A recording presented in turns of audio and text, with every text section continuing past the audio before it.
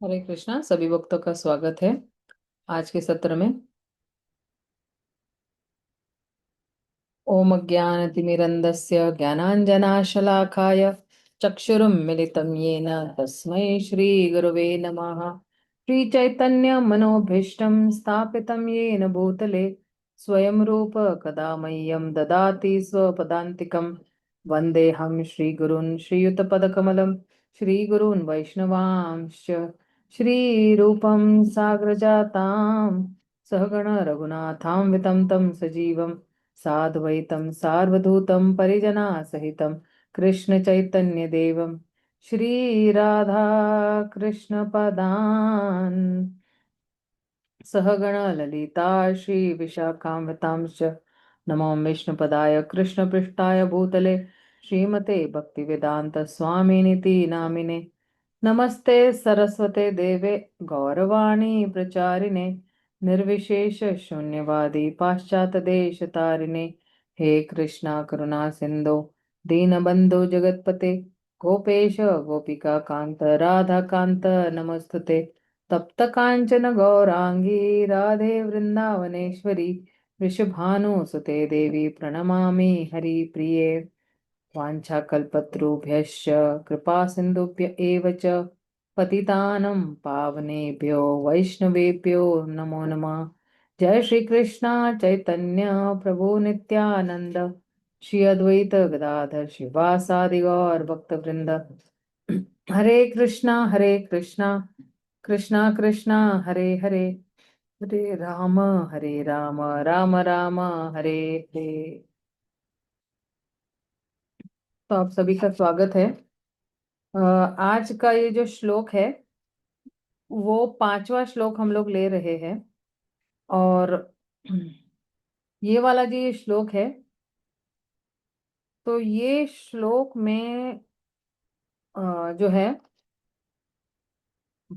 श्री रूप गोस्वामी जो है कह रहे हैं कि अ, किन लोगों से हमें संग करना चाहिए। जैसे तीन प्रकार के लोगों के साथ जो है संग करने, तीन प्रकार के लोग हैं जिनके साथ हमें संग करना अ, चाहिए और किस स्तर पर संग करना चाहिए। जैसे कल रति मंजरी माता जी हमें पूछ रही थी, राइट, कि माता जी संग किसका किया जाए फिर।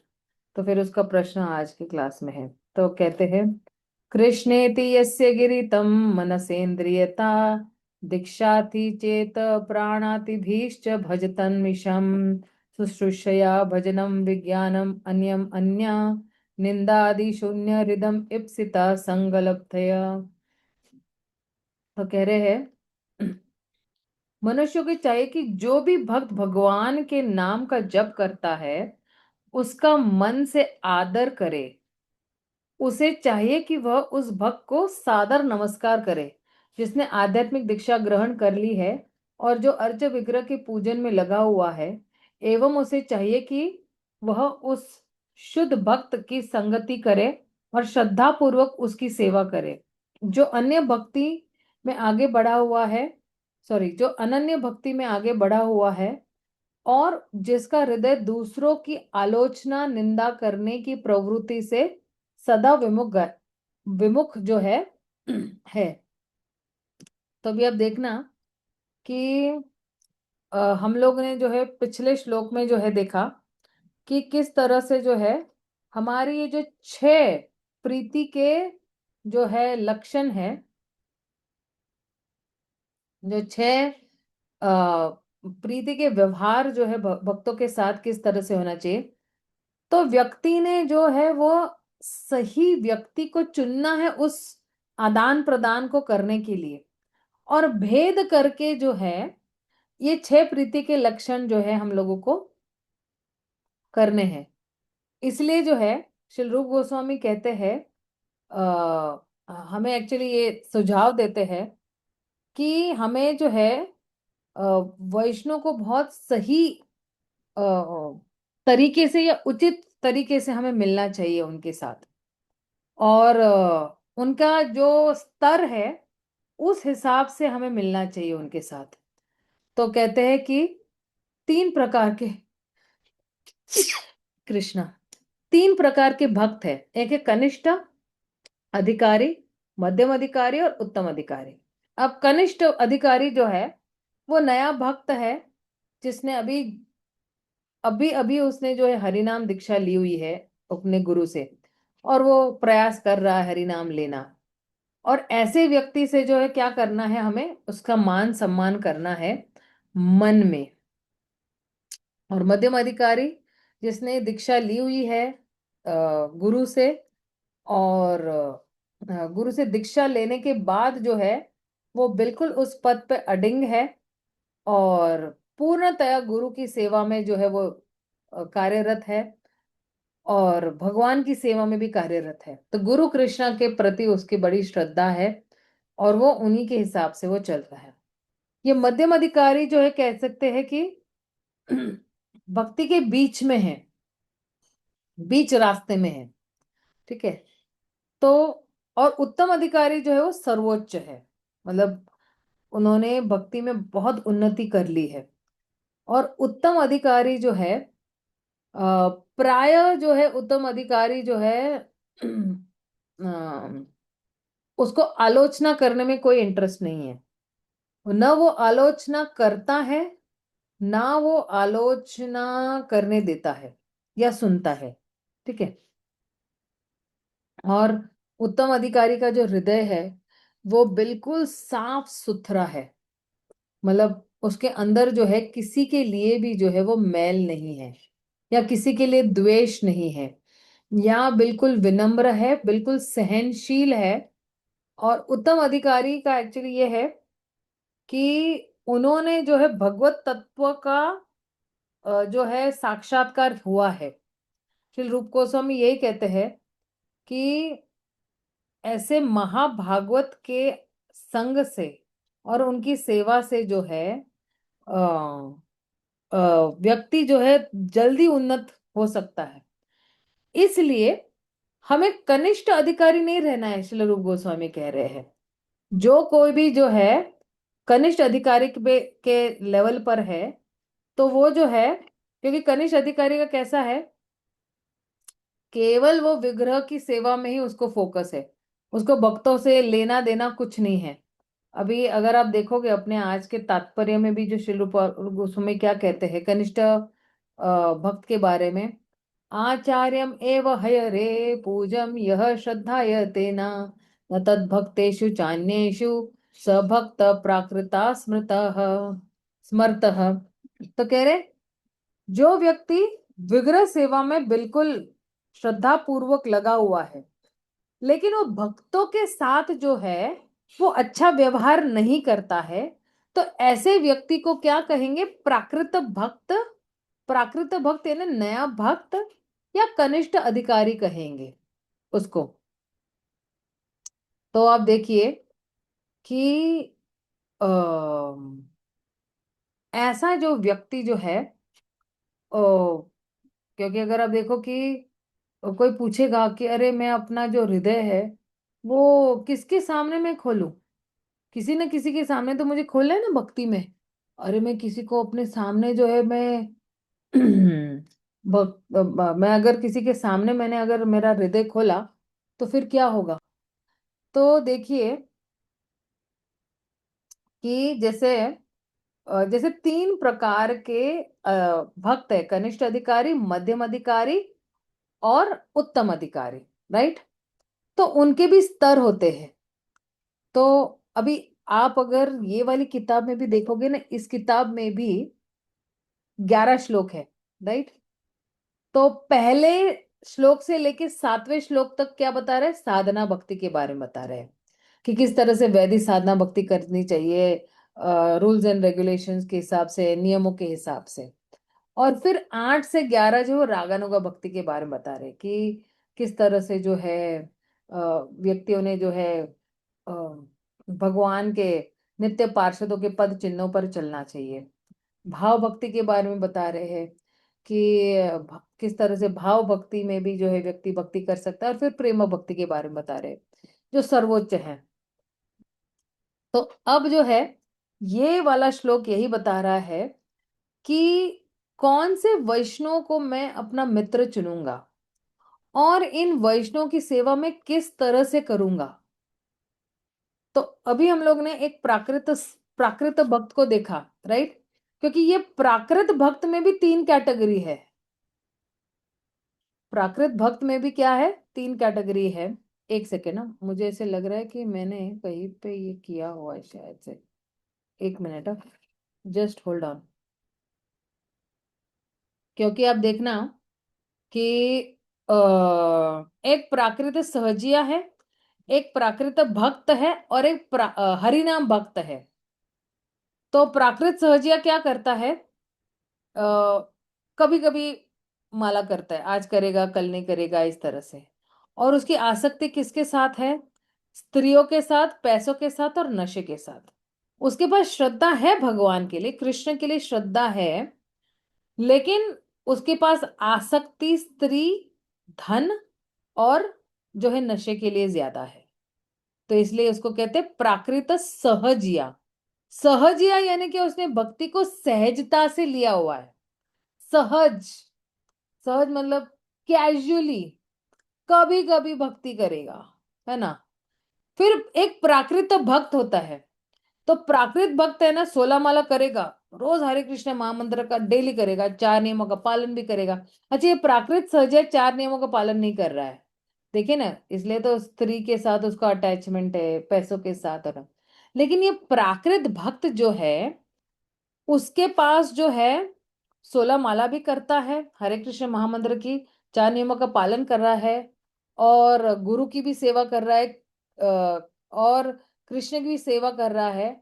और उसको क्या लगता है कि मैं सबसे बेस्ट, सबसे अच्छा मेरे गुरु का जो है शिष्य हूं। तो ऐसा व्यक्ति जो है उसके पास थोड़ा क्या है, अहंकार है।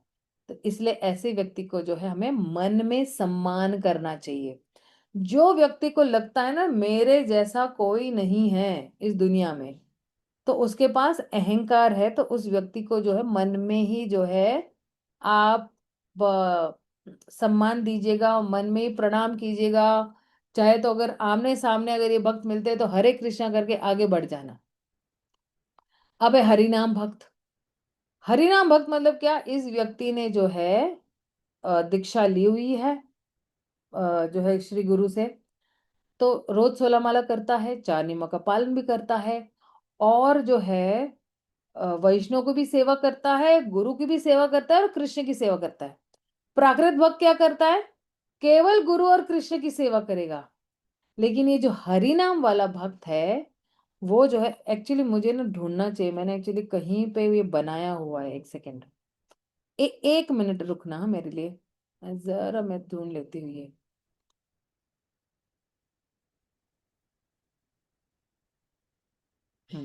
मिल गया मिल गया, एक सेकेंड में शेयर कर लेती हूँ मैं आपके साथ में। ये अगर आपको डिफरेंस पता चलेगा ना, बहुत अच्छा रहेगा। देखिए, ये ना इंग्लिश वालों के लिए ना मैंने लिया था ये, तो इंग्लिश वालों के लिए बनाया, लेकिन हिंदी के लिए मैंने ना बनाया ही नहीं एक्चुअली, मराठी वालों के लिए भी नहीं बनाया मैंने। तो देखिए, प्राकृत सहजिया ये क्या करता है, कभी कभी माला कर रहा है, स्त्रियों के साथ उसका जो है उठना बैठना है, पैसों के साथ आ सकती है, और भगवान में उसके पास थोड़ी श्रद्धा है। लेकिन ऐसे व्यक्ति को भी मन में ही जो है प्रणाम करना है, लेकिन इनका संग नहीं करना है। तो प्राकृत भक्त कौन है, 16 माला करता है, चार नियमों का पालन करता है, लेकिन केवल गुरु और कृष्ण की सेवा करता है वो। और उसको लगता है मैं सबसे सबसे बेस्ट, सबसे सर्वोच्च, क्या कहते हैं, मैं ये हूं, क्या कहते हैं, डिसाइपल हूं। ओके। ऐसे व्यक्ति को भी जो हम क्या करेंगे, मन में ही जो है उसको प्रणाम करेंगे, मन में आदर देंगे। अब हरिनाम भक्त है, हरिनाम भक्त जो है 16 माला को कर रहा है, चार नियमों का पालन भी कर रहा है, लेकिन प्राकृत भक्त से जो है वो गुरु, साधु और शास्त्र, सॉरी, वैष्णव, गुरु और कृष्णा, इन तीनों की जो है वो सेवा करता है। तो वैष्णव को अगर हम प्रसन्न करेंगे तो गुरु प्रसन्न होंगे, और गुरु प्रसन्न होंगे तो कृष्णा प्रसन्न होंगे। तो ये जो चैनल है, ये चैनल इसी मार्ग से जाएगा कि वैष्णव की सेवा, वैष्णव ही हमारी पर्ची जो है वो गुरु तक पहुंचाएंगे, या हमारा नाम जो है गुरु तक आगे पहुंचाएंगे, राइट।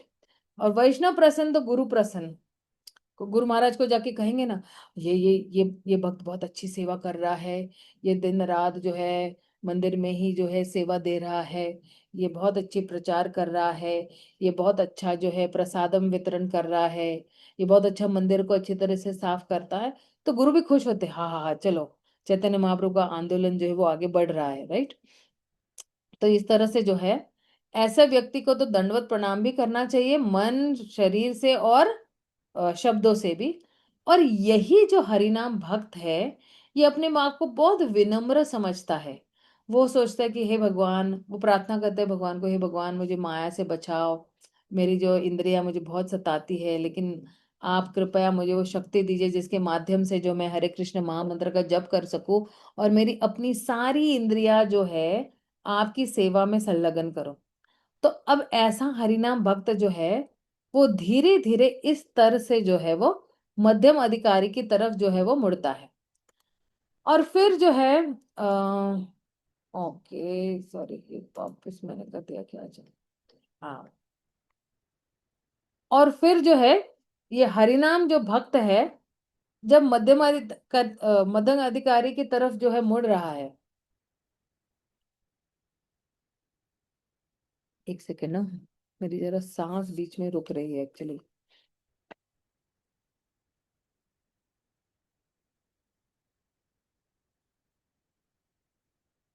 तो ये जो है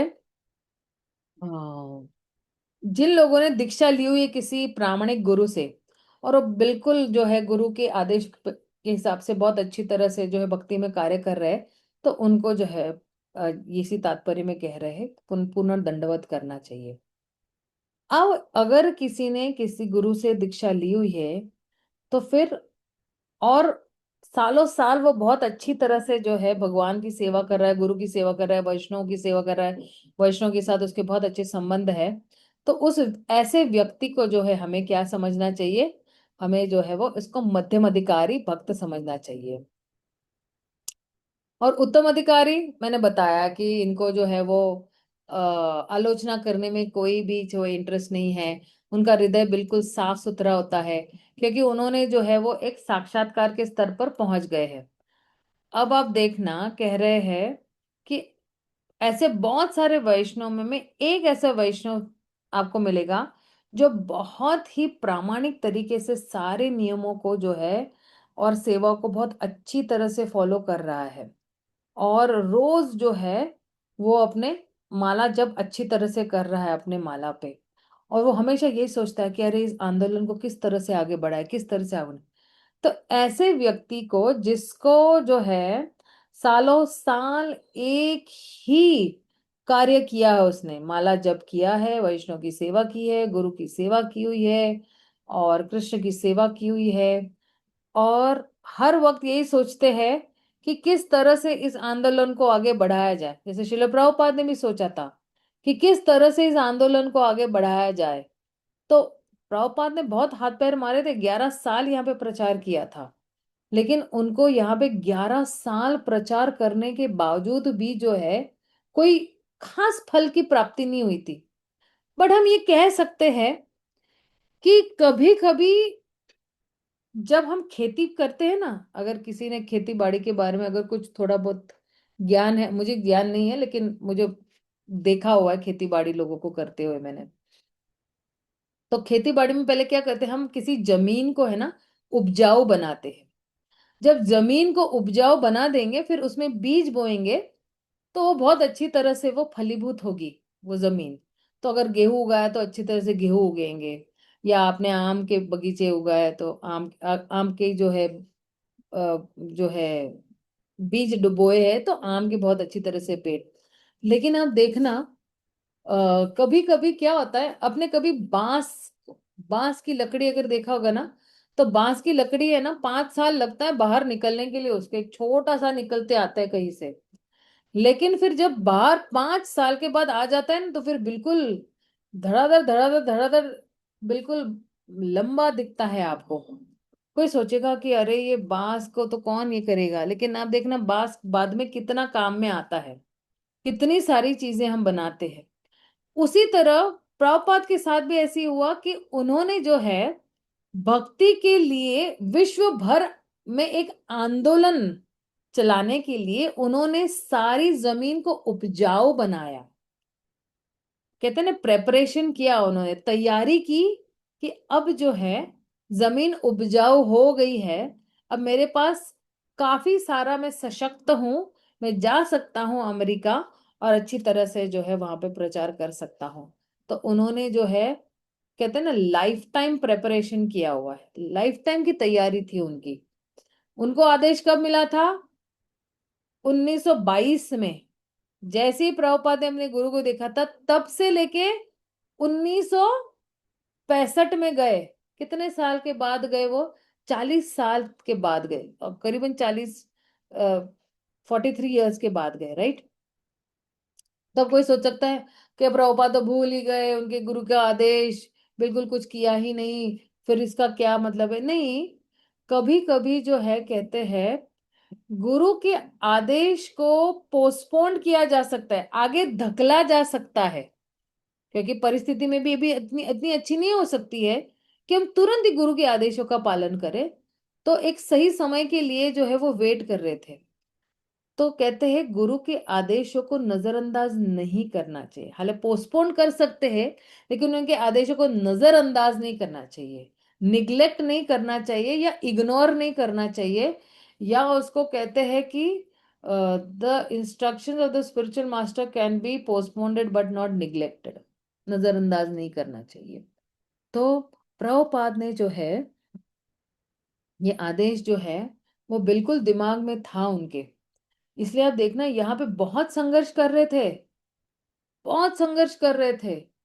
यहाँ पे प्रचार करें, यहाँ पे इसको मिलेंगे, उसको मिलेंगे, इसके साथ बीबीटी, इसके साथ किताब की छपाई, और वो किताब की छपाई के लिए कहाँ कहाँ से पेपर लेके आएंगे, फिर उसको बोलेंगे ले बाबा पेपर है, फिर तू उसकी छपाई कर। खुद अपने कंधों पे पेपर लेके आए हैं वो उस किताब की छपाई के लिए। तो बहुत संघर्ष किया हुआ है। तो अब ऐसे जो महान भक्त है, ये हमेशा सोच रहे हैं कि किस तरह से इस आंदोलन को आगे बढ़ाया जाए। ऐसे व्यक्ति को हम कहेंगे उत्तम अधिकारी। ऐसा व्यक्ति जो है उत्तम अधिकारी, क्योंकि उनका जो संग है वो बहुत ही, कहते हैं ना कि चुंबक की तरह है, तुरंत ही जो है हमें भी भगवान के प्रति आकर्षित करेंगे। और उत्तम अधिकारी की क्या गुण है? कहते आप कैसे, आपको कैसे पता चलेगा ये उत्तम अधिकारी है? कि जैसे ही कोई किसी उत्तम अधिकारी को देखते तुरंत ही भगवान का नाम लेना शुरू कर देता है। और कितने लोगों को उन्होंने वैष्णव में परिवर्तन किया हुआ है, ये उत्तम अधिकारी की जो है वो क्या है, वो एक पहचान है। तो अब कोई करेंगे कि दीक्षा क्या है? तो दीक्षा में क्या है? दीक्षा काले भक्त करे आत्मसमर्पण, से ही काले कृष्ण तारे करे आत्मसम। दीक्षा के समय जब किसी भक्त, कोई भक्त जो है भगवान को पूर्णतया आत्मसमर्पण, पूर्णतः शरणागत हो जाता है, तो भगवान उस व्यक्ति को से ही काले कृष्ण तारे करे आत्मसम। भगवान उसको अपना जैसा ही मानते हैं, अपने जैसा ही मानकर उसको स्वीकार करते हैं। तो इसे, उसमें अभी देखना, इसमें शब्द क्या है? फुल्ली सरेंडर्ड, पूर्णतया शरणागत होना बहुत जरूरी है। और एक और जो है कह रहे हैं कि दिव्य ज्ञानम ये तो दद्यात् कुर्यात् पापस्य शंकसम, तस्मात् दीक्षेति स प्रोक्ता देशी कैस तत्व को विदः।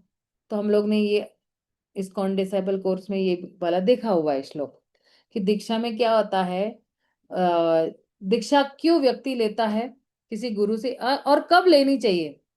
जब आपको जो है भौतिक इंद्र तृप्ति से रुचि नहीं है, जब हम भौतिक इंद्र तृप्ति में हमें रुचि नहीं है, और हमारी जो रुचि है आध्यात्मिक जीवन में जब तीव्रता से बढ़ती जाए, तब हमें दीक्षा लेना चाहिए। आज ही एक्चुअली मेरे एक स्टूडेंट से बात कर रही थी मैं, तो कोई मुझे बता रहा था कि माता जी मुझे दीक्षा कब मिलेगा, मुझे दीक्षा चाहिए।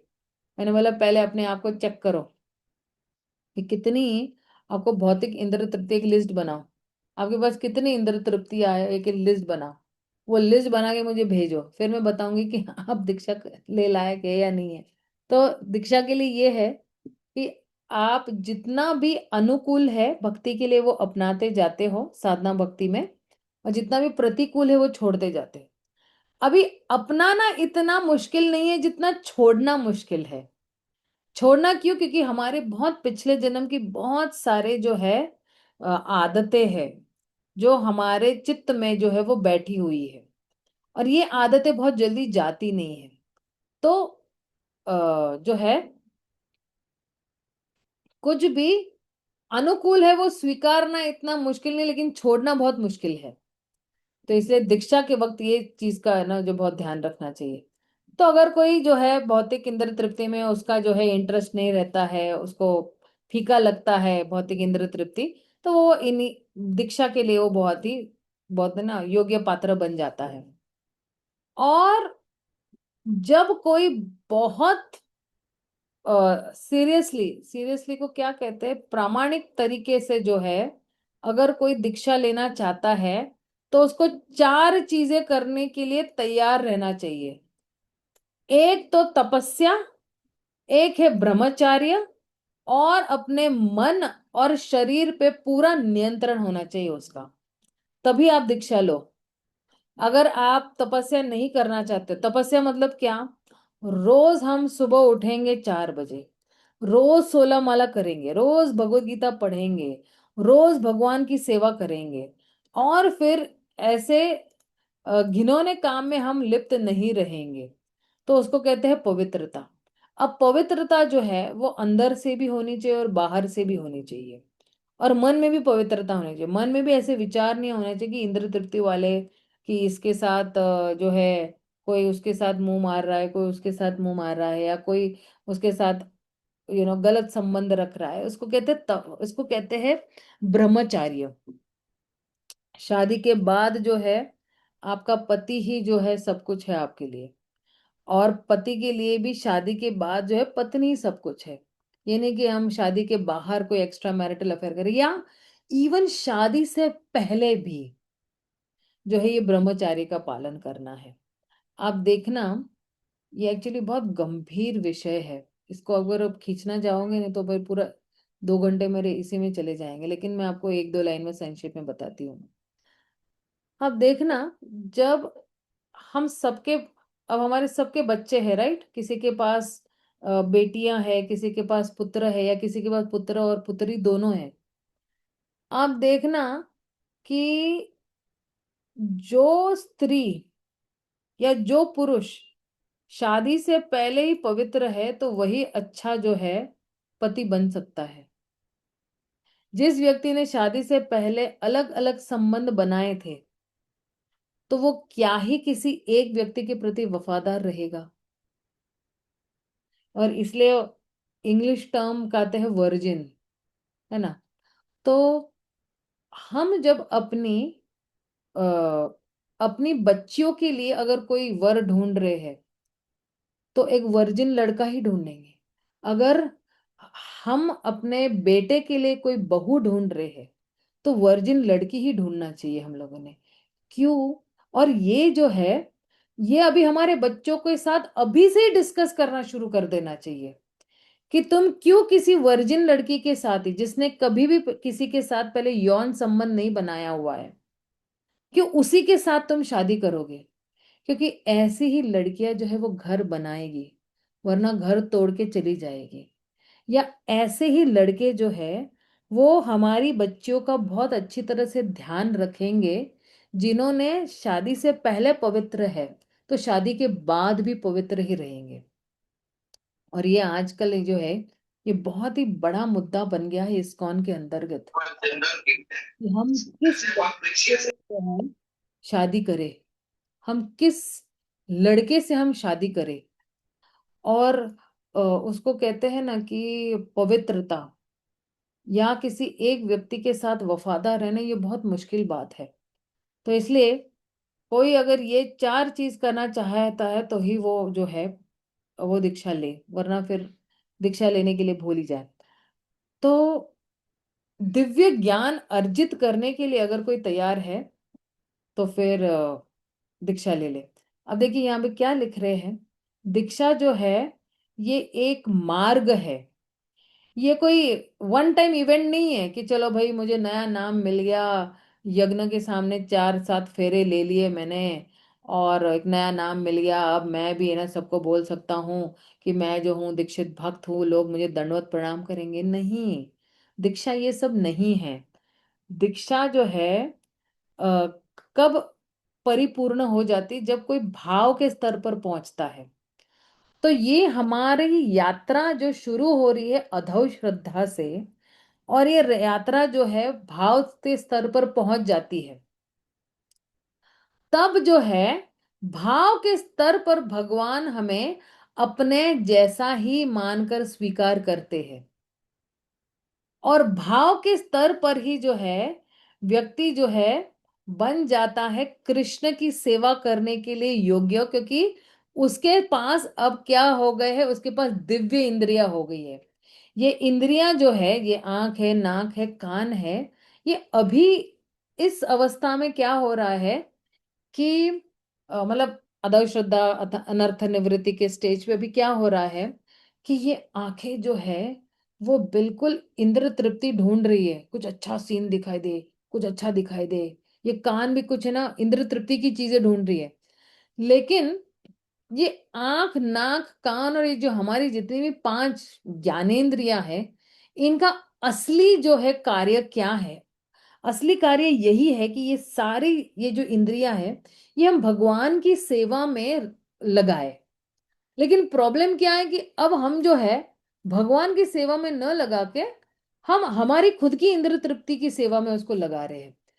इसलिए हमारी इंद्रियां जो है वो दिव्य नहीं बन रही है। इतने सालों साल हम माला, मतलब मैं तो मेरी भी बात कर रही हूँ, किसी और की बात नहीं कर रही मैं, कि ये जो इंद्रियां इतनी सालों साल जो है वो केवल इंद्र तृप्ति ढूंढ रही है। माला कर रहे तो भी हम इंद्र तृप्ति ढूंढ रहे हैं, पढ़ रहे हैं तो भी इंद्र तृप्ति ढूंढ रहे हैं। तो जब ये चक्र रुक जाएगा, जब ये चक्र रुक जाएगा और जब हम रियली समझ में आएगा, हर एक का समय समझने का समय आएगा, आप बिल्कुल चिंता मत करना।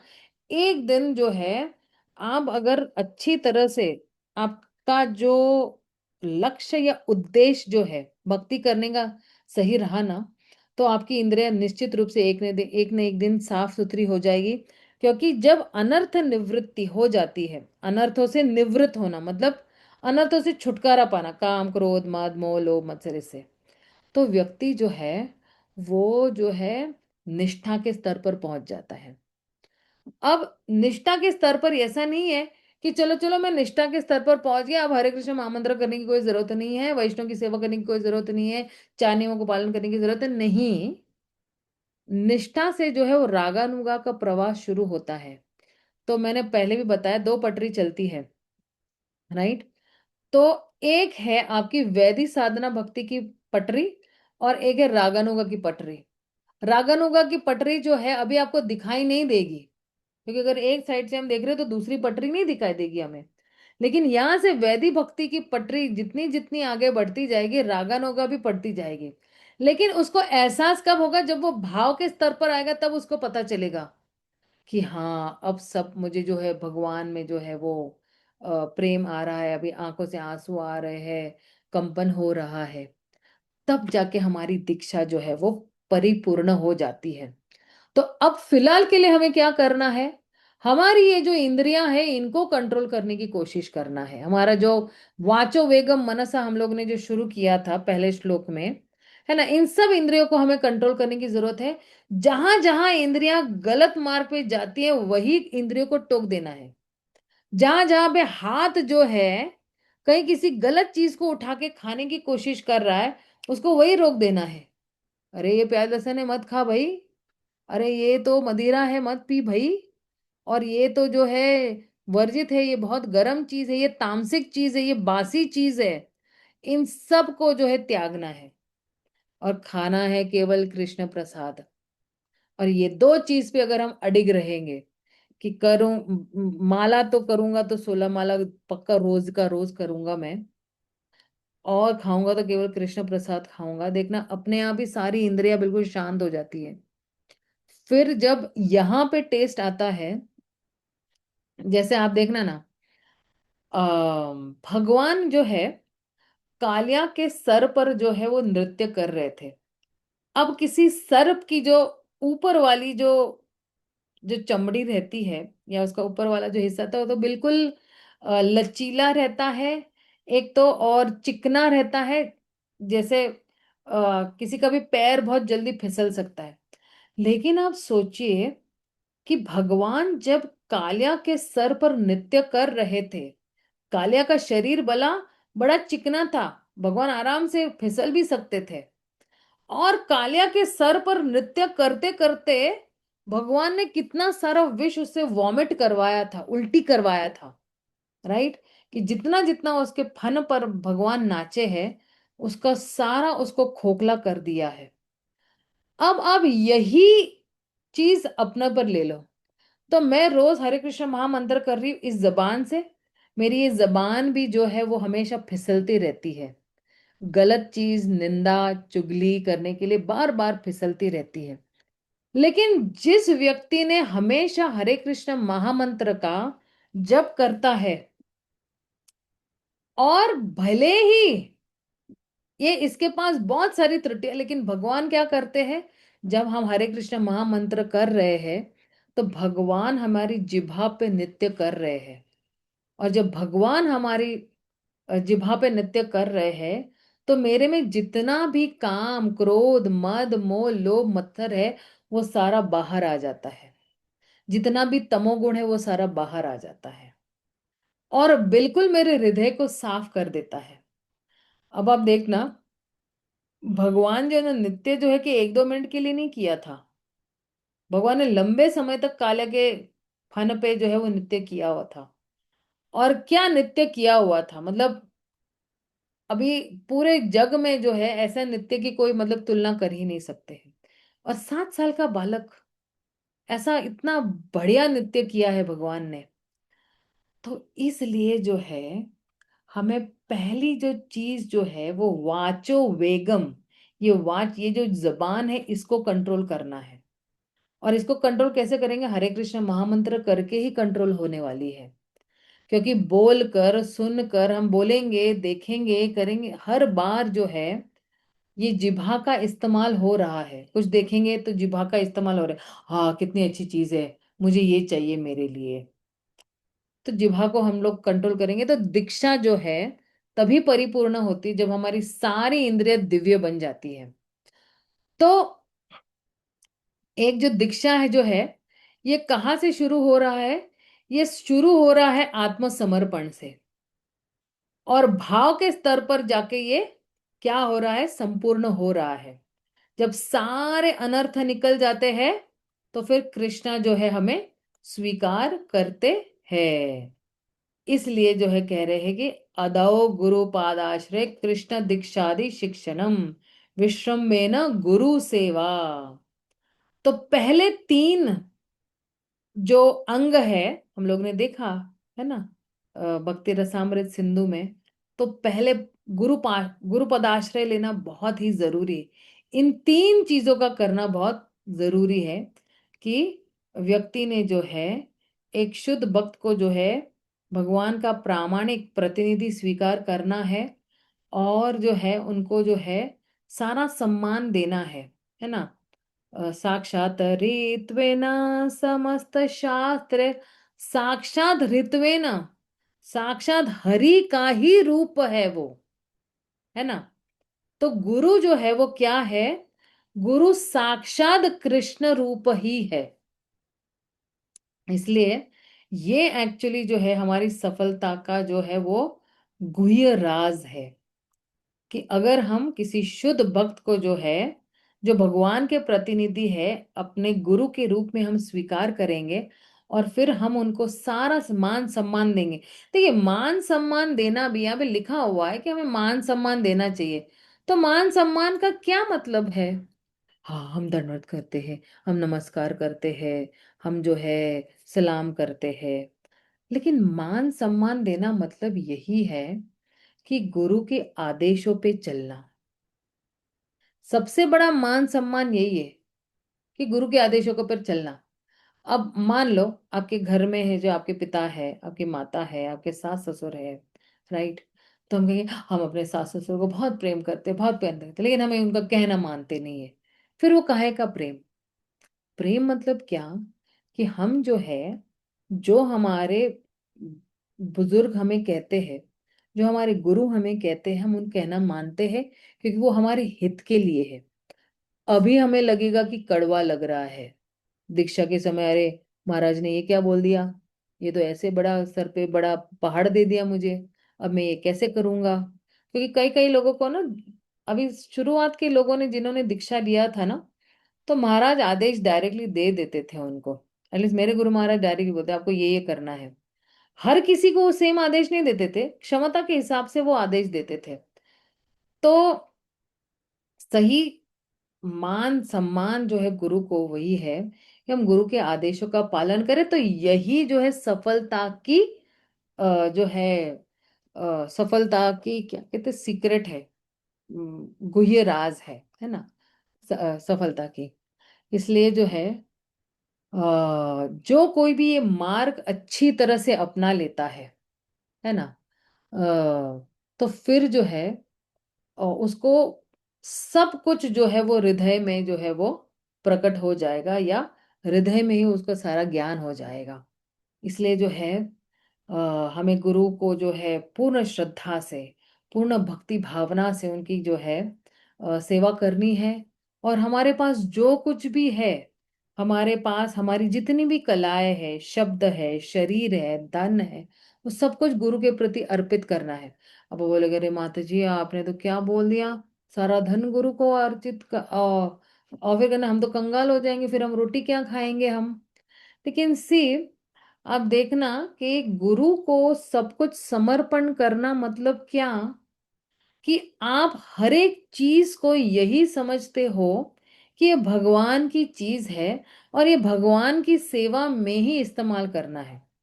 जैसे मान लो कि ये पेन है मेरे पास, ठीक है, तो ये पेन जो है मैं भगवान के नाम लिखने के लिए भी इस्तेमाल कर सकती हूँ, और किसी की निंदा करने के लिए भी इस्तेमाल कर सकती हूँ, या कुछ घिनौना लिखने के लिए भी इस्तेमाल कर सकती हूँ। अब ये मेरे हाथ में है कि ये चीज जो मैंने खरीदी हुई है, ये 30 रुपए की पेन जो मैंने खरीदी हुई है, ये किस तरह से गुरु और कृष्ण की सेवा में मैं लगाऊंगी। तो मैं गुरु के गुणगान लिख सकती हूँ हर रोज रात को, कृष्ण के गुणगान लिख सकती हूँ हर रोज रात को, या भक्तों को भी अच्छी तरह से उनके गुणगान लिख सकती हूँ। रोज एक किसी को चिट लिख सकती हूँ कि अरे मुझे आपकी ये जो है गुण बहुत अच्छे लगते हैं। तो हर एक चीज जो है वो भगवान की सेवा में जो है हम क्या कर सकते हैं, हम इस्तेमाल कर सकते हैं।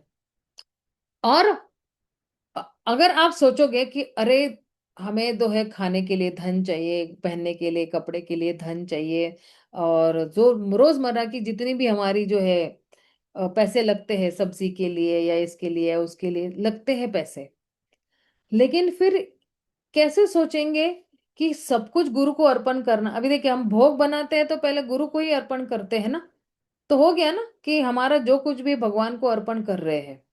फिर हम अपने आप को भी रोज जो है मंदिर ले जाते हैं, राइट, मंदिर ले जाते हैं रोज, या चलो रविवार को ले जाते हैं, मतलब कई लोग मंदिर से दूर भी रहते हैं उनको। तो हम मंदिर ले जाते हैं तो हम अपने आप को क्या सोचते हैं कि मैं भगवान का दास हूँ, मैं गुरु का दास हूँ, मुझे जो है ये पालन करना है, राइट। तो इस तरह से जो है हर एक चीज जो हम खरीदते हैं, हम ये सोचेंगे हम किस तरह से भगवान की सेवा में और गुरु की सेवा में लगाएंगे। तो कहते हैं ये ये रियल मायने होता है कि हम जो है, हमारा जो कुछ भी है, हम जो है गुरु को अर्पण करते हैं। हम यही सोचते हैं कि ये चीज मेरे पास आई है तो किस लिए आई है। चाहे आपके घर में कोई भी नई चीज आई है, कोई भी नई चीज आई है, नया फर्नीचर आया हो, नया बर्तन आया हो, नया सोफा आया हो, नया कारपेट आया हो, कोई भी नई चीज आप ले लो, यही आप सोचो कि ये जो है मुझे भगवान के और गुरु के जो है सेवा के लिए इस्तेमाल करना है। और जो है ऐसे ही संग में जो है हमें भगवान की जो है संगेन साधु भक्तानाम ईश्वराराधेन न च श्रद्धया तत्कथयम कथयम चा कीर्तनेर्गुण कर्मणाम। तो क्या करेंगे इन साधुओं के संग में? हम कीर्तन करेंगे, भगवान का गुणगान गाएंगे, और जो है भगवान के तत्पदाम बुरुहा ध्यानात, ध्यान करेंगे हम भगवान के श्री चरणों पे। और फिर जो है ताल लिंगेश सारनाथ, तो जितने भी रीति रिवाजों के हिसाब से हम भगवान की और मतलब शास्त्रों के हिसाब से और गुरु के निर्देश अनुसार हम जो है भगवान की सेवा करेंगे। अब देखिए क्या कह रहे हैं, एक शायद आई थिंक मेरा बीच वाला एक रह गया क्या, नहीं, हाँ। तो उत्तम भक्त कौन है? जिसके पास श्रद्धा भी है, ज्ञान भी है, तो इतना जो है सशक्त है या बिल्कुल उसमें शक्ति है कि वो दूसरों को भी ये श्रद्धा दे सकता है, और जो है दूसरों को भी जो है ये ज्ञान देकर जो है उनमें श्रद्धा उत्पन्न कर सकता है। मध्यम अधिकारी का क्या है कि वो इस चीज को अपना चुका है, उसको पूरा विश्वास है कि भक्ति, हाँ भक्ति एक मार्ग है, सब कुछ अच्छा है, और ज्ञान भी मध्यम अधिकारी के पास बहुत है। लेकिन उसको कहते हैं कि अगर कभी कहीं तर्क वितर्क हो रहा है या डिबेट हो रहा है ना, तो वो हमेशा जो है वो तर्क दे नहीं पाएगा, या वो डिबेट में जीत नहीं पाएगा। और कनिष्ठ जो है वो तो है ही बेचारा कमजोर, क्या कर सकते हैं, धीरे धीरे बनेगा सशक्त।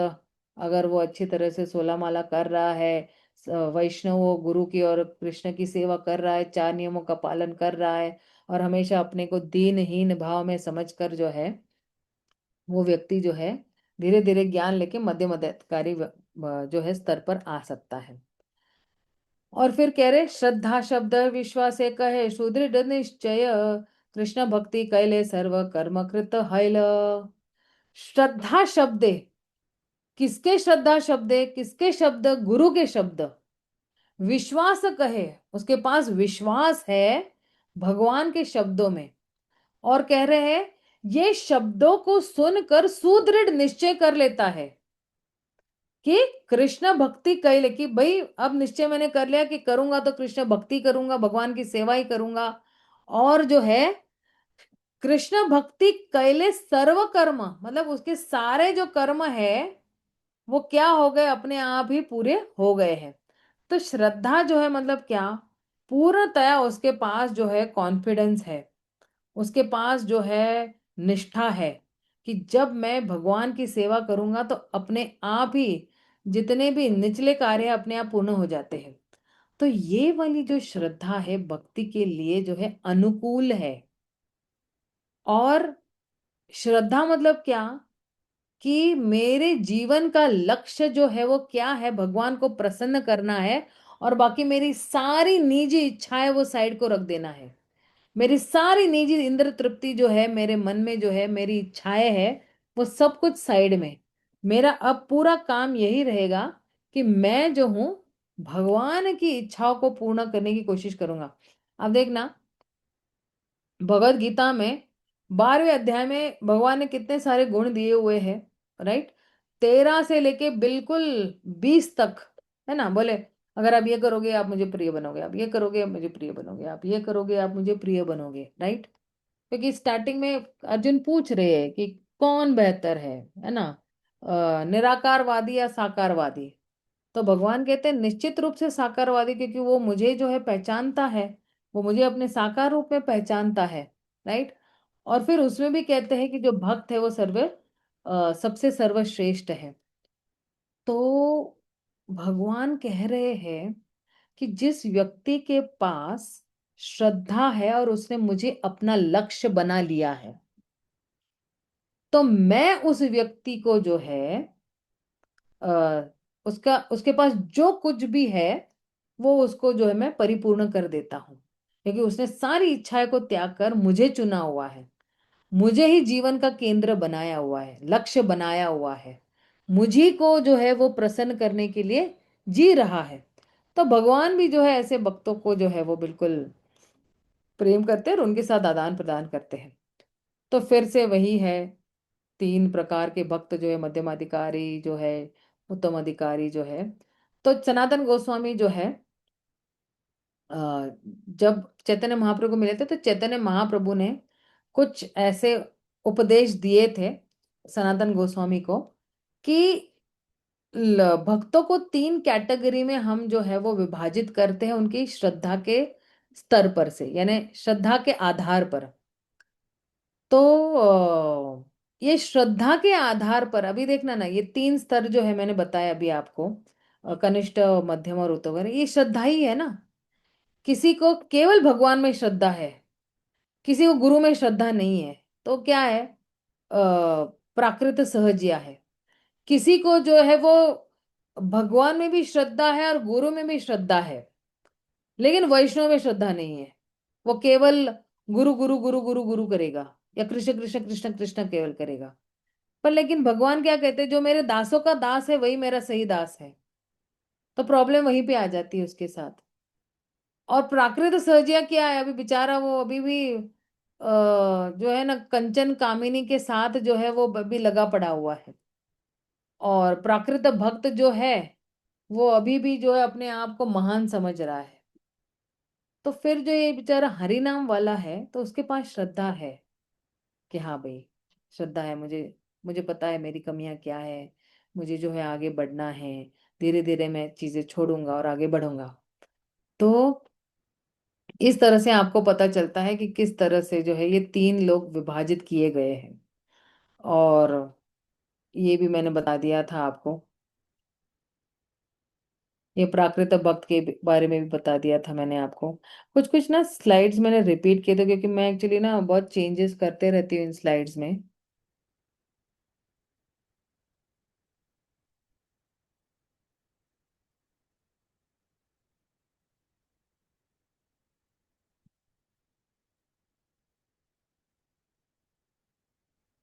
कनिष्ठ कनिष्ठ कनिष्ठ, मध्यम मध्यम मध्यम,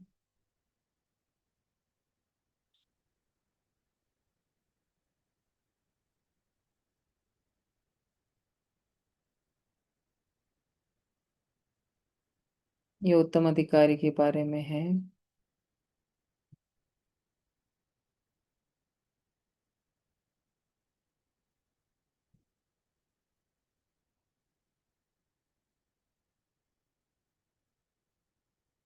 जो वैष्णव अपराध नहीं करता है, अच्छा ये छठे श्लोक में आ गया क्या फिर?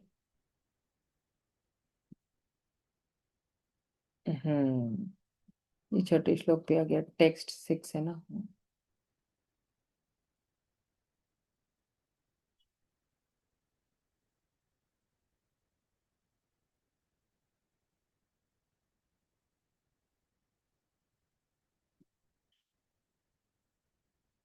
ओके, जरा मुझे प्रभुपाद के बारे में थोड़ी चर्चा करनी है।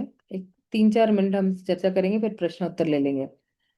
अब शिल प्रभुपाद जो है हमारे आंदोलन के जो है सबसे अग्रगण्य शिक्षा गुरु है। और ये जो अग्रगण्य शिक्षा गुरु की उनका जो स्थान है ना, वो वही रहेगा। भौतिक जगत में क्या होता है, प्राइम मिनिस्टर की पोस्ट बदलते रहती है ना, हर 5 साल में एक नया प्राइम मिनिस्टर आते हैं। अभी हमारा तो भाग्य भाग्य बहुत अच्छा है कि 15 साल से अभी एक ही प्राइम मिनिस्टर है, मैं तो बोलूँ 20-25 साल भी वही रहे। लेकिन आ, शिल प्रभुपाद जो है, इस्कॉन 10,000 वर्ष तक है। तो शिल प्रभुपाद जो भी जो है हमेशा के लिए सभ्यों के अग्रगण्य शिक्षा गुरु रहेंगे।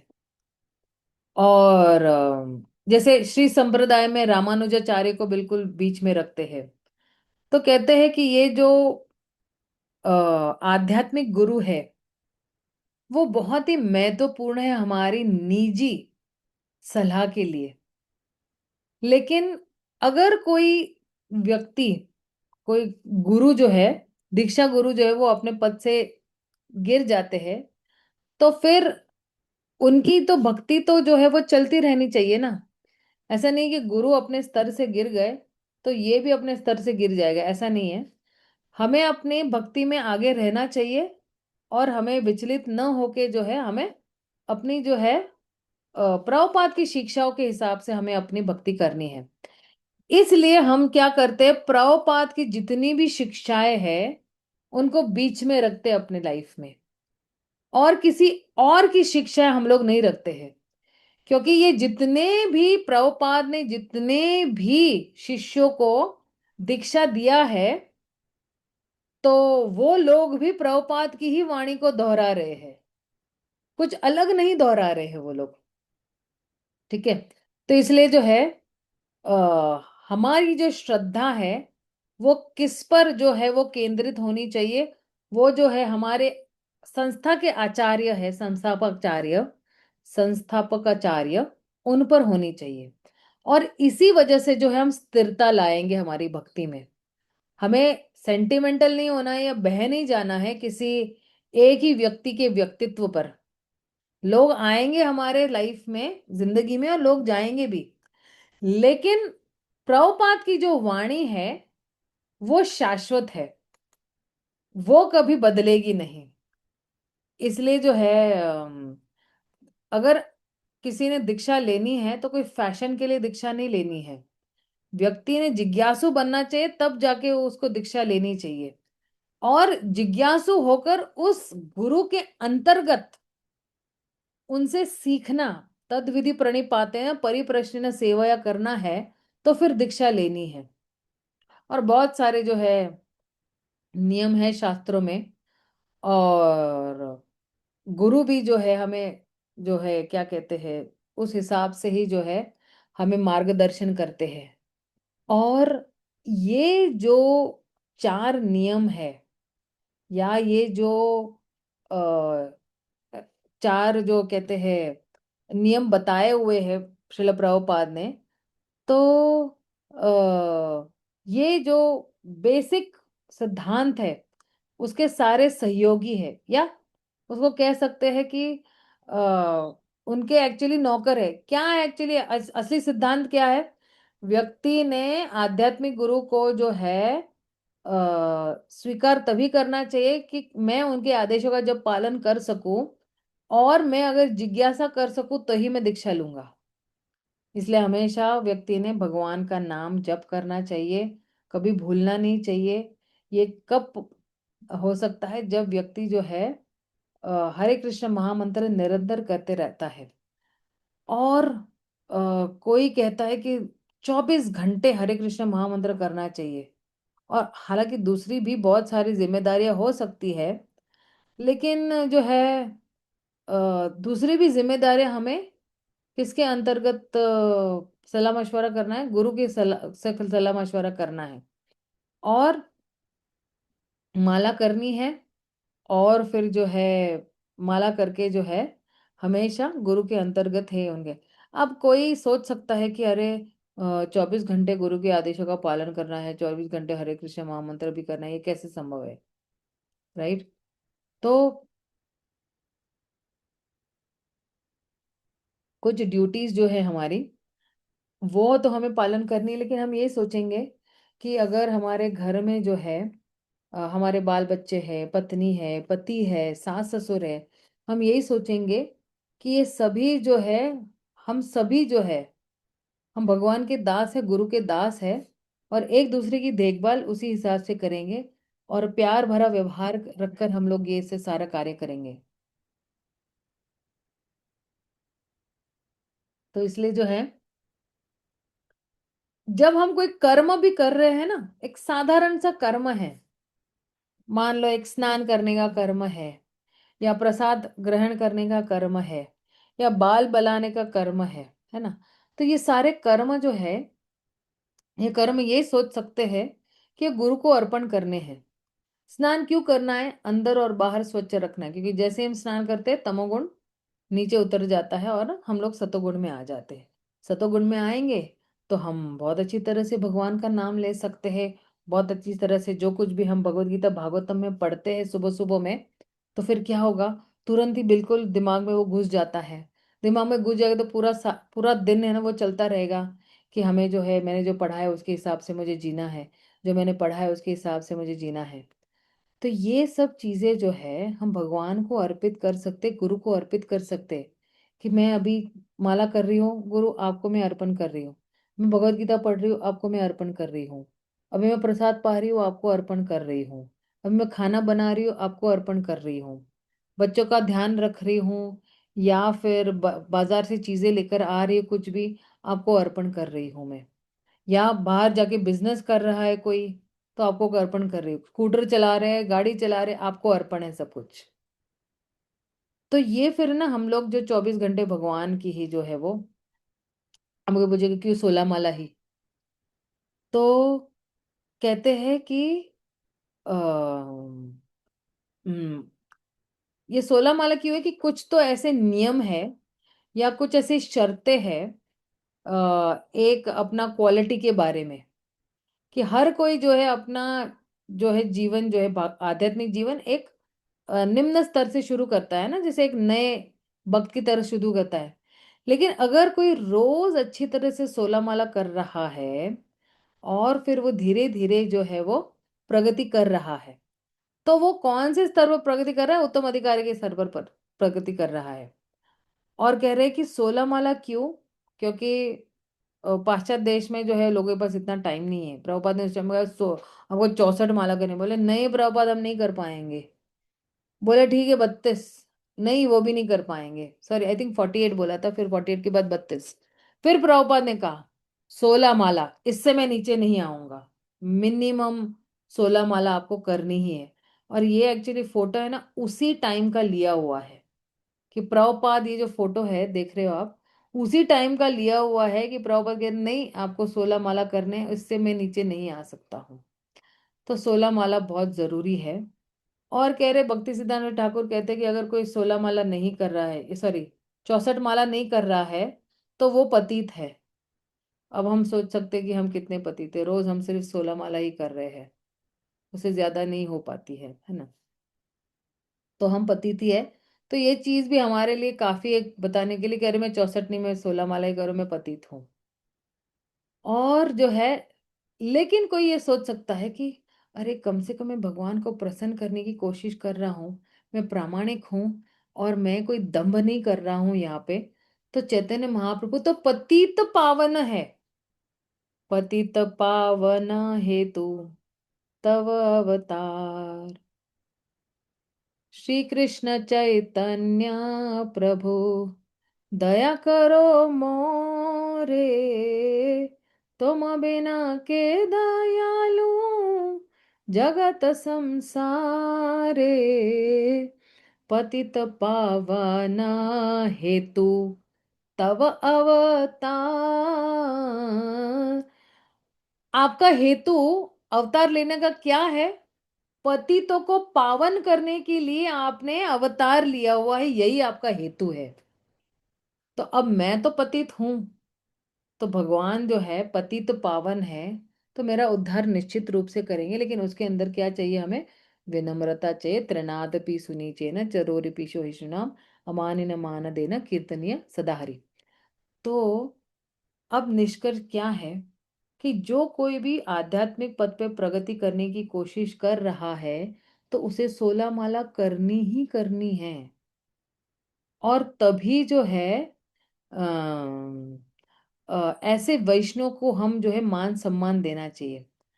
और अगर कोई देख रहा है कि हम्म, कोई बिल्कुल महान प्रचारक है, लेकिन वो गिरा हुआ है ना भौतिकता में, और उसने जो है माला नहीं की हुई है, तो हम उसे जो है वो अंतर बना सकते हैं। लेकिन सबसे महत्वपूर्ण उपदेश क्या है?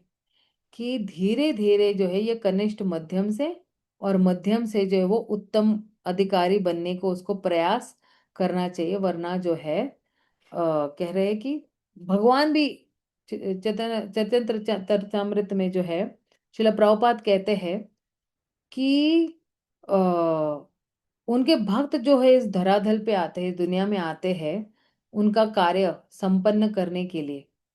और इसलिए कभी कभी उनकी कुछ क्रियाएं जो है वो थोड़ी हमारे समझ में नहीं आती। वैष्णवेर क्रिया मुद्रा विघ्न न बुझाय।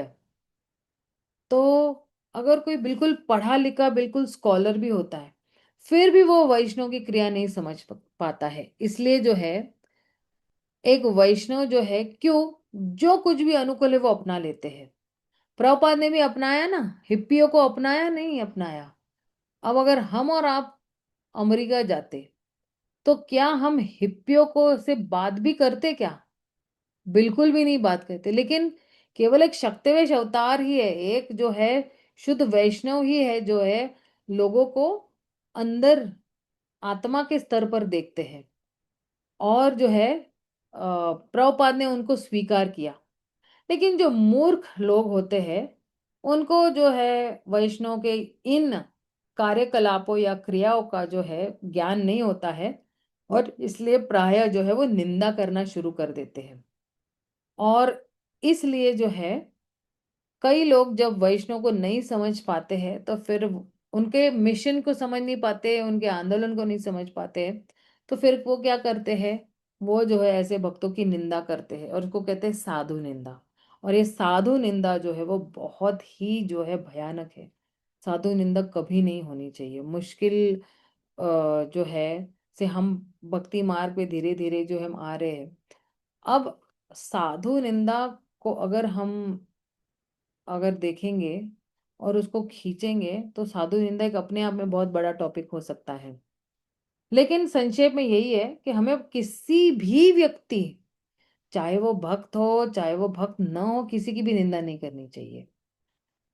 क्योंकि अगर कोई एक छोटी सी निंदा करना शुरू कर दे, अरे आज उसने कैसे कलर का ड्रेस पहना है, काला पहना है, उस पे अच्छा नहीं लग रहा है, भाई उसकी जिंदगी है, वो उसको जो पहनना है पहनेगा। तो हम क्या करते हैं, मन में निंदा करना शुरू करते हैं। जब मन में निंदा करना शुरू करते हैं, तो फिर वो है हमारे जो है, वो हमारे शब्दों में निकल के आएगा। शब्दों से निकल के आएगा तो हमारे व्यवहारों में भी है, हमारे कर्म में भी हमें दिखाई देगा, है ना, कार्य में भी हमारे दिखाई देगा। और फिर जो है ये निंदा बढ़ते जाएगी। अरे एक छोटी सी तो मैंने ना उसके बारे में कुछ बोल दिया, कौन सा फर्क पड़ने वाला है। लेकिन है ना, एक्चुअली परम पूज्य गोपाल कृष्ण गोस्वामी महाराज कहते हैं कि एक्चुअली ये जो साधु निंदा है, ये एक्चुअली एक कैंसर की तरह है। और कैंसर की तरह इसलिए है क्योंकि कैंसर क्या करता है ना, कैंसर आपको बोल के नहीं आता है, धीरे धीरे धीरे जो है वो खा जाता है आपको। और आपको लगता है कि सब कुछ तो बाहर से सब कुछ ठीक है, मैं रोज 16 माला कर रही हूँ, मैं रोज जो है भगवद गीता पढ़ रही हूँ, भागवतम पढ़ रही हूँ, मैं रोज सेवा करने के लिए जा रही हूँ। लेकिन कब जाके जो है ये अटैक एकदम ऊपर आ जाएगा। सी कैंसर जो है, ऐसा नहीं है कि कैंसर वो एक ही दिन में आ जाता है, राइट। कैंसर उत्पन्न होने के लिए कई साल लग जाते हैं। तब जो है ये कैंसर जो है वो खाना शुरू कर देता है हमको, धीरे धीरे धीरे धीरे जो है वो खाना शुरू कर देता है। इसलिए महाराज कहते हैं कि अ, वैष्णव निंदा कैंसर की तरह है, कब आएगी और आपको खा जाएगी आपको पता भी नहीं चलेगा। और इसलिए वैष्णव निंदा से हमें बहुत बचने की एक्चुअली जरूरत है। क्योंकि महाराज यही कह रहे, एक सेकेंड मुझे वो जरा मैं ढूंढ रही हूँ वो निंदा, वैष्णव निंदर के बारे में मैंने 2-4 दिन पहले ही वो पोस्ट देखा था। हम्म,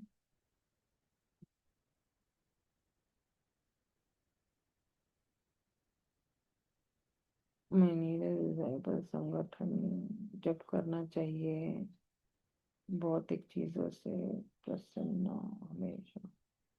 मैंने कहाँ देखा था वो, शायद मैंने अपने ही वैष्णवी ग्रुप में देखा था मेरे ख्याल से।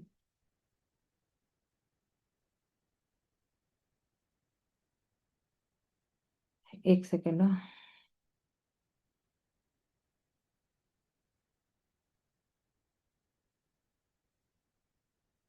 नहीं मुझे नहीं मिल रहा है, जाने दीजिए, वक्त पर बातें करना है। ठीक है, हम ये विराम देते हैं। किसी का अगर कोई प्रश्न है तो आप पूछ सकते हो।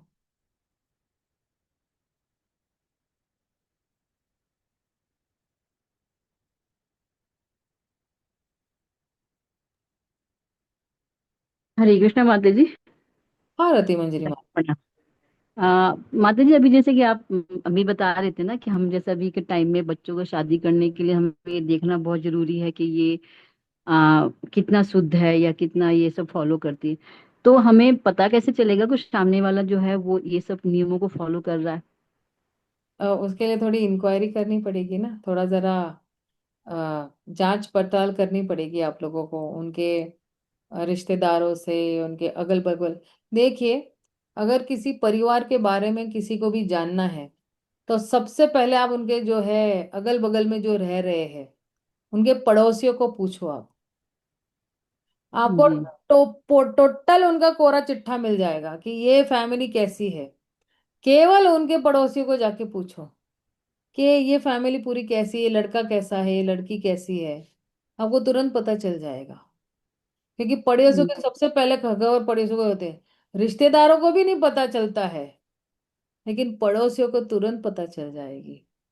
तो कुछ ज्यादा ही पता चल जाएगा माता जी। हाँ, कुछ ज्यादा ही पता चल जाएगा। Right right right right right right. इसलिए आप हाँ पड़ोसियों से थोड़ा इंक्वायरी कीजिएगा, क्योंकि हमारे बच्चों का भविष्य का सवाल है ना। तो इस जी तरह से जो है आप पता कर जी। सकते हैं। ठीक है। माता जी, एक क्वेश्चन और भी था। जैसे कि निंदा के बारे में था कि हम मन से भी निंदा कर देते हैं तो वो भी हमारा अपराध लगता है क्या? कलयुग में नहीं और लगता है मन से निंदा करने का अपराध, लेकिन क्या होता है ना, वो मन में एक बार बैठ जाता है ना, तो वो शब्दों से बाहर निकलता है। इसलिए जब मन में पहले आए ना, वहीं पे रोक देना चाहिए, वहीं पे जी इसको रोक देना चाहिए। कि अगर मान लो अगर मन में आ भी गया और आपको पता चला कि मैंने ये गलत निंदा किया है, तो तुरंत ही जो है भगवान से, गुरु से क्षमा मांगो। अगले दिन उस व्यक्ति से भी अगर हो सके तो क्षमा मांग लेना। और क्षमा मांगने जी का अपना एक अलग तरीका रहता है। ठीक है। अगर मान लो मैंने किसी को शब्दों से जो है ठेस पहुंचाई है, मतलब उनके बारे में कुछ भला बुरा किसी और को कहा है। अब मुझे एहसास हो गया कि मैंने गलत किया है, या मैंने जो है किसी के साथ मेरी अनबन है या बनती नहीं है मंदिर में, कई कई लोगों की नहीं बनती है सबके साथ। तो आपको ऐसे जी। लगता है कि यार इस व्यक्ति के साथ मुझे बनाना है ना। मेरी बनती नहीं, लेकिन मैं कोशिश करूंगी कि मैं इसके साथ बना रहूं। तो हम क्या करेंगे, उसी व्यक्ति के गुणगान करने हैं। क्योंकि आप देखना, हर व्यक्ति जो है उसके पास अच्छे गुण भी है और बुरे गुण भी है। बुरे गुण भगवान भी नहीं देखते, तो हम देखने वाले कौन होते हैं। तो अब आप कोशिश करना कि उस अच्छे गुण को लेकर ही उसकी सराहना करना है। और हमें ये जी मैम। पता है कि हम जितने अच्छे गुणों की सराहना करेंगे, वो अच्छे गुण हमारे में भी आ जाते हैं। हमें ये भी हम्म। पता है, निंदा करेंगे तो वो गुण हमारे में भी आ जाते हैं। तो ये दोनों तरफ से चलता है। अच्छा, अच्छा बोलेंगे तो आपको अच्छे गुण मिलेंगे, बुरा बोलेंगे तो उस व्यक्ति के बुरे गुण मिल जाएंगे। तो अब चॉइस हमारे हाथ में है कि हमें अच्छे गुण चाहिए या बुरे गुण चाहिए। अब एक और चीज यही है कि अगर हमने निंदा की है, हमें पता चल गया कि मैंने निंदा की हुई है, उसके पीठ पीछे निंदा की हुई, हमें एहसास हो गया है, हमें पछतावा हो गया है। अब क्या करेंगे, उस भक्त से जाके माफी मांगेंगे कि मैंने कल आपके बारे में है ना बहुत बुरा सोचा, बुरा बोला भी, लेकिन मैं क्षमा चाहूंगा। इसके बाद में आपकी, ये एक्चुअली थोड़ा अहंकार पे आ जाता है कि किसी के बारे में बुरा बोला, और उसको ना प्रसाद देना चाहिए भगवान का, क्योंकि कृष्ण को केंद्र में रखकर हम जो है कोई भी कार्य करेंगे। तो अब कौन आ रहा है, कृष्ण प्रसाद आ रहा है। उसके ऊपर कौन है, तुलसी महारानी है। नीचे भगवान का कृपा प्रसाद है, और वो प्रसाद को जो है उसको देना है या अर्पित करना है उसको कि सॉरी, ये भगवान का प्रसाद लो और मुझे माफ कर देना। और इस तरह से जो है आप देखना, आपका मन बड़ा हल्का हो जाएगा। कभी कभी क्या होता है ना, आई टेल यू, मंदिर में आपको लगता है कि अरे ये भक्त अपने आप को बहुत स्मार्ट समझता है। हमारा उसका कोई लेना देना नहीं होता है, पूरे लाइफ हम्म। में कोई लेना देना नहीं होता है। वो अपना काम कर रहा है, हम अपना काम कर रहे हैं। लेकिन क्योंकि वो हमारे से थोड़ी ज्यादा भक्ति कर रहा है, तो हम ईर्ष्या खा जाते हैं उससे। वो थोड़ी दो चार और ज्यादा सेवाएं कर रहा होगा हमसे, तो हम ईर्ष्या खा जाते हैं, कर रहा है या कर रही है ना। लेकिन थोड़ी अभी ना हम लोगों को भक्ति में, क्योंकि हम लोग भक्ति शास्त्री के छात्र है, तो हमारी सोच को थोड़ी चौड़ी करनी है हमें। वो संकुचित बुद्धि लेके हमें नहीं चलना है कि अरे, भगवान भगवत गीता में कहते हैं कि किसी भक्त में अगर कोई क्षमता है तो वो मैं ही हूं। भगवत गीता में कहते हैं ना। तो जी अगर उस व्यक्ति में 10 सेवाएं करने की क्षमता है, मतलब क्या, भगवान ने उसको विशेष शक्ति प्रदान की हो 10 सेवा करने के लिए, और वो कर किसकी रहा है सेवा? मेरे कृष्ण की सेवा कर रहा है वो। तो मुझे ईर्ष्या क्यों करनी चाहिए? जहां वो मेरे कृष्ण को सुख देने की कोशिश कर रहा है, मेरे कृष्ण को आनंद देने की कोशिश कर रहा है, मुझे ईर्ष्या लेकर क्या फायदा होने वाला है? मैं क्यों इस व्यक्ति को ईर्ष्या करूं? नहीं, लाओ, मैं भी सराहना करता हूं, और मैं भी अपने हिसाब से, क्षमता के हिसाब से मैं सेवा करूंगा। मैं गिलहरी हूं तो मैं गिलहरी के हिसाब से सेवा करूंगा। मैं हनुमान हूं तो हनुमान की तरह मैं सेवा करूंगा। लेकिन दोनों में भगवान फिर भी मेरी सेवा से प्रसन्न है। कोई हनुमान जितनी भी सेवा करे भगवान प्रसन्न है, कोई गिलहरी जितनी भी सेवा करे तो भगवान उससे भी प्रसन्न है। और दोनों में, क्योंकि इसलिए तो भगवान कहते हैं परम सत्य है। भगवान को एब्सोल्यूट ट्रुथ क्या कहा गया है? क्योंकि आध्यात्मिक स्तर पर जो है, हर एक सेवा जो है वो समान बताई। आपने 2 किताबें की है या 2 लाख किताबें की है, वो आध्यात्मिक स्तर पे एक ही माना जाता है। यहाँ पे हम तुलना करते हैं, क्योंकि यहाँ पे जो है ये द्वंद है। यहाँ पे ये भौतिक जगत जो है ये बनाया हुआ, ये 2 विभागों में द्वंद है। कोई गोरा है, कोई काला है, कोई अच्छी करता है, कोई नहीं करता है, कोई अच्छा कमा रहा है, कोई नहीं कमा रहा है, कोई किताबें ज्यादा कर रहा है, कोई नहीं कर रहा है। तो यहाँ पे हम भेद करते हैं। आध्यात्मिक जगत में भेद नाम की कोई चीज है ही नहीं। उसको कहते हैं, उसको क्या कहते हैं? डुअलिटी। डुअलिटी को हिंदी जी में क्या कहते हैं? डुअलिटी मतलब यहाँ पे सुख दुख है, यहाँ पे गरम नरम है, सब कुछ इस तरह से इसको कहते हैं। दे लेकिन वहां पे ये सब है ही नहीं माता जी।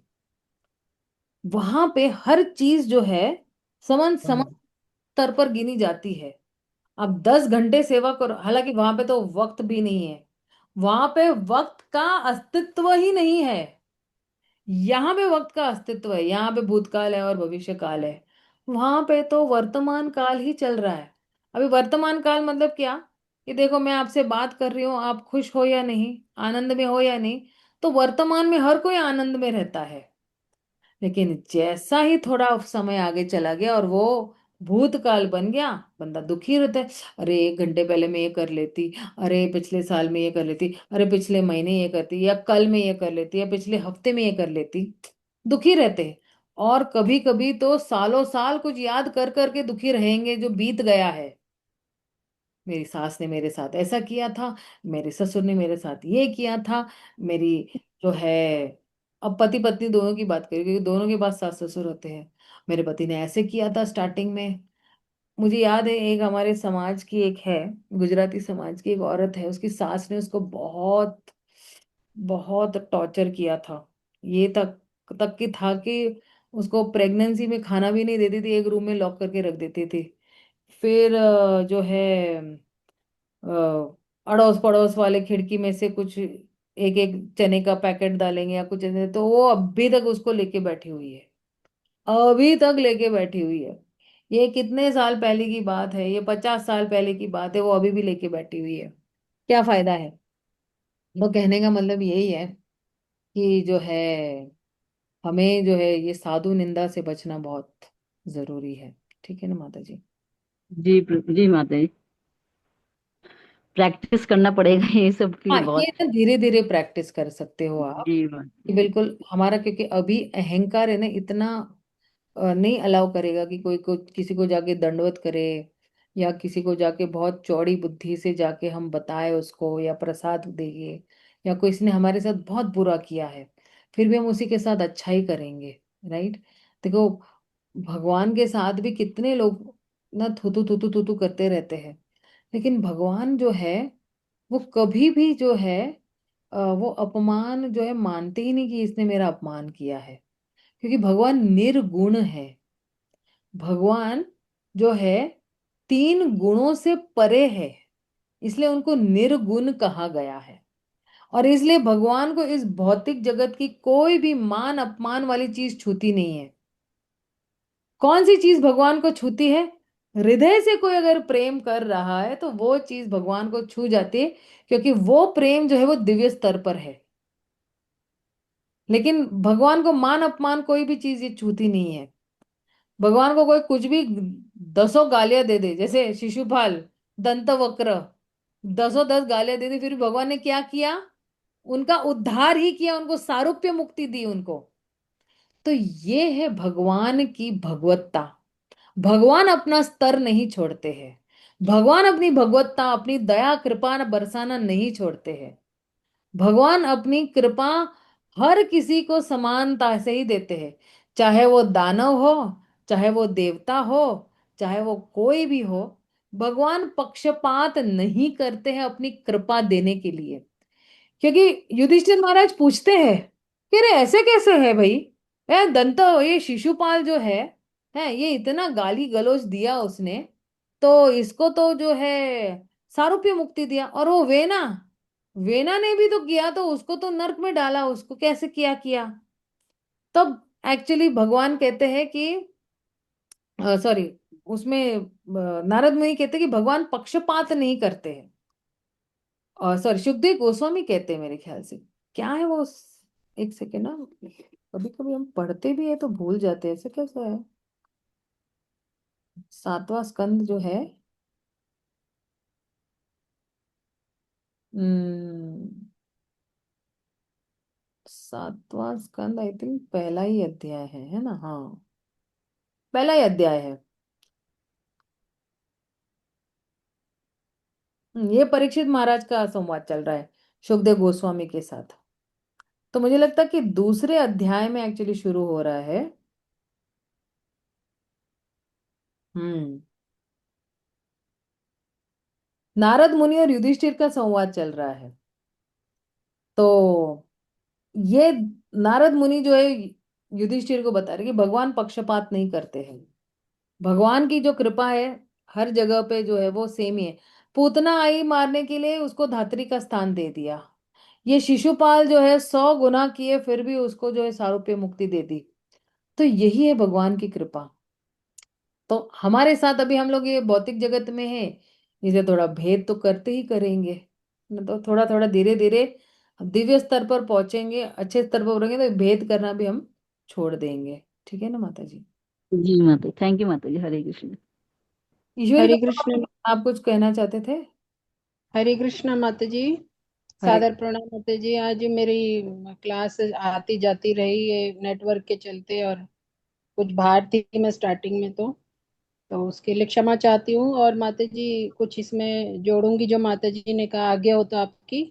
हाँ हाँ हाँ माता जी, डेफिनेटली आप जोड़ सकते हैं। माता जी क्या है कि परीक्षित जी महाराज ने 5 स्थान दिए थे कलयुग को।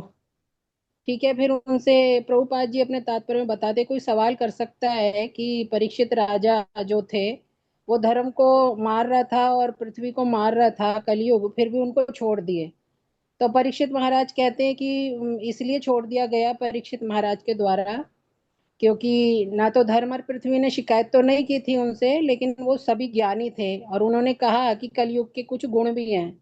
कि जिसमें क्या गुण है कलयुग का सबसे बड़ा, कि एक तो हरि नाम कीर्तन से ही सब हो जाएगा, सिर्फ नाम लेने से। और फिर एक और गुण था कि उसमें जो गलत काम है वो करने से फलित होगा, और अच्छा काम सोचने से भी हो जाएगा। तो लेकिन एक रहस्य की और बात बताते हैं श्रीला प्रभुपाद माता जी कि ये भक्तों पर लागू नहीं होता, क्योंकि भक्त ऑलरेडी वो 5 नियम पालन करते हैं, तो वो सतयुग सतो गुण में ही रहते हैं। तो उनके लिए सतयुग ही है, तो जो सतयुग में सोचने से भी अपराध लगता है, तो वो भक्तों पर लागू होती है वो चीज। कि भक्तों को ये कलयुग नहीं, ऐसा ये नहीं होगा कि भक्त अगर सोचेंगे तो भी वो अपराध लगेगा, उन्हें तो तुरंत क्षमा मांग लेनी चाहिए सोचने पर भी, और ध्यान रखना चाहिए, सतर्क रहना चाहिए। इस थैंक तरह माता जी। थैंक यू थैंक यू, अरे बहुत बोल, बढ़िया अरे बहुत। बोल माता जी, नहीं प्लीज माता जी थैंक यू नहीं कहिए आपसे, मैं तो ये कह रही हूँ कि गलत तो नहीं है ना, हाँ, ठीक नहीं नहीं, अंडरस्टैंडिंग है। सही है, सही है ठीक माता। है, हरे कृष्णा, सादर प्रणाम माता जी। रेखा माता जी शायद कुछ कहना चाहते थे। हाँ माता जी, प्रणाम माता जी। हाँ माता अरे जी। कह रही थी वो 34 प्रश्न जो थे वो मुझे मिल नहीं रहे। क्या तो आप माता जी नहीं मिल रहे हैं? वो 34 प्रश्न जो आपने बताए थे ना लिखने के लिए। माता जी मैं व्हाट्सएप ग्रुप पे स्नैपशॉट लेके भेजती हूँ, ठीक हाँ है? वो हमें मिल स्क्रीनशॉट नहीं लेके रहे। भेजती हूँ मैं। हाँ, और वो 4 श्लोक ही याद करने ना उसी। वो भी मैं भेजती हूँ। हाँ हाँ। ये सारा जो कुछ भी है ना वो सारा मैं अभी भेज देती हूँ कल तक सुबह तक माता जी, ठीक है ना? हरे कृष्ण। हरे कृष्णा। तो कल हम मिलेंगे। शिला प्रभुपाद की जय, गौर भक्तवृंद की जय। हरे कृष्णा, हरि बोल।